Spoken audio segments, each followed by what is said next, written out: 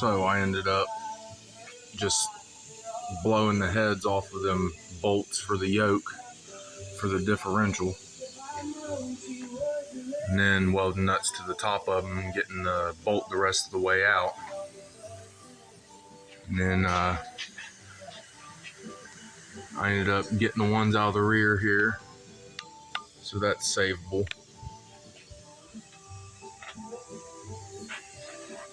A little bit of a nightmare, but I always win. Down here, got the yoke, kind of refurbished it, waiting for it to dry. Figured hit it with the old wire wheel, cleaned it down to bare metal, as you'll see in the pictures that I post. And go